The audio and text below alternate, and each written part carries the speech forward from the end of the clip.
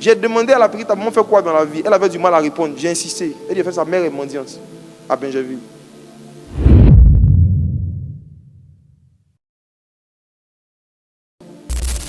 Il y a une soeur qui est ici, qui ne venait plus depuis longtemps. Et béni soit Dieu pour les aînés qui veillent vraiment sur les cadets, ceux qui veillent. Elle s'est renseignée. Et elle s'est rendue compte que la petite ne vient plus. Pourquoi? Parce que, je ne vais pas donner tous les détails, mais en bref, c'était un problème d'argent. Et le problème d'argent, à quel niveau? C'est au niveau où, à la maison là-bas, ils mangent une fois chaque 2 jours du riz sec. Ici à Abidjan avec nous. J'ai demandé à la petite, maman fait quoi dans la vie? Elle avait du mal à répondre. J'ai insisté. Elle a fait sa mère est mendiante à Benjerville. Vous connaissez les mendiants, c'est quoi? Imagine-toi, tu es assis ici. Tu es assis ici. Et puis tu sais que pendant que toi tu es en train de chanter, de prier ici, ta maman est en train de demander de l'argent dans les rues aux gens. Et puis il y a un chant qui te dit, réjouis-toi dans la présence de l'Éternel, lève-toi, adore ton Dieu. Vous savez, c'est facile de dire aux gens ce qu'ils doivent faire. Et même de leur en vouloir parce qu'ils ne font pas ce que tu es en train de dire de faire. Ce qui est difficile, c'est d'aider les gens à améliorer leurs conditions de vie.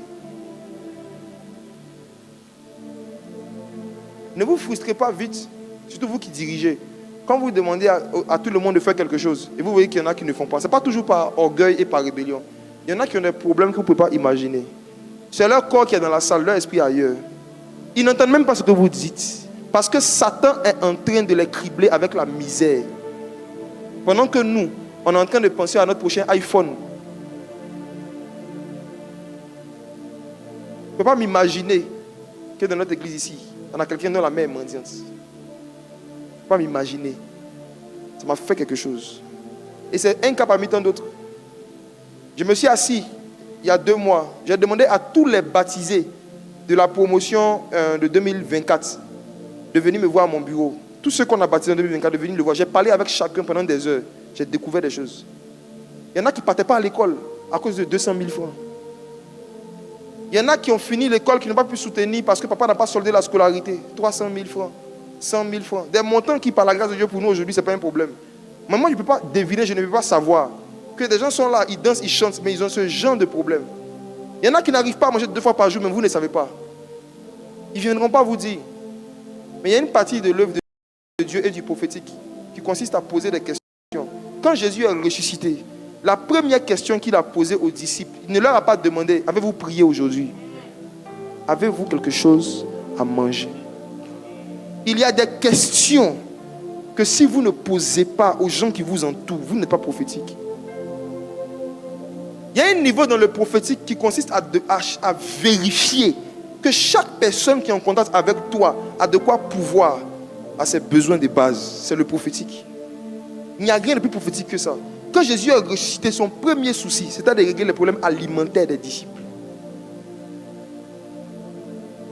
Et beaucoup d'entre vous, vous n'avez pas ce souci. Vous voulez juste devenir riche. Vous n'avez pas le cœur de Dieu. Pourquoi tu veux que ton business prospère? Je parle maintenant aux hommes d'affaires. Pourquoi vous voulez que Dieu multiplie vos chiffres d'affaires? Vous comptez faire quoi avec cet argent? C'est pour créer plus d'emplois, pour aider plus de pauvres ou bien pour payer plus de grosses voitures? Votre cœur, c'est quoi? La raison pour laquelle vous voulez utiliser toutes les informations que je vous ai données, c'est quoi? Vous allez commencer à partir, vous renseigner, investir dans tous les secteurs de la mer. C'est dans quel but? Si Dieu vous envoie les richesses de la mer, c'est dans quel but? C'est dans quel but? La première église avait atteint un tel niveau d'humilité qu'il n'y avait pas d'indigents au milieu d'eux. Parce que le fruit de l'humilité, c'est la richesse. Dieu a peur de rendre riche beaucoup d'entre vous. Parce que quand il regarde vos rêves, il n'y a rien pour les pauvres dedans. Jésus dit, l'Esprit du Seigneur est sur moi quand il m'a oint pour annoncer une bonne nouvelle aux pauvres. Ça veut dire que l'onction, quand ça doit venir sur quelqu'un, l'onction doit regarder d'abord le cœur de la personne. Est-ce qu'il a des projets pour les pauvres?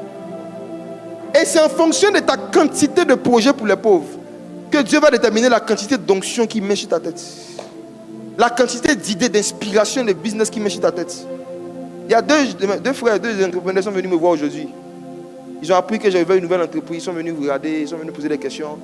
Ils sont venus poser des questions sur ça. Je leur ai dit ça. Vous savez, c'est laquelle entreprise? Que vous pensez que Jean ici, il vient un novice. Il a dit qu'il a commencé à faire du business en 2009. Il était arrangeur de son à Treichville.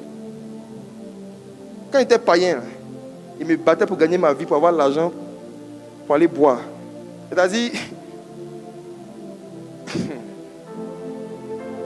le but pour lequel je faisais les sons pour les rappeurs de quartier, c'est pour avoir l'argent pour payer, pour aller boire, pour aller dans les airs parties. Malgré que Dieu voyait que je cherchais l'argent pour aller boire, il me donnait des clients. Il y avait des rappeurs de Trècheville d'ailleurs qui venaient faire les sons chez moi. Maintenant, imaginez-vous, aujourd'hui je suis converti. Et puis mon cœur, c'est de pouvoir faire sortir le maximum de familles de la misère. Et je vais commencer à faire du business. Et puis Dieu va réfléchir avant de me bénir.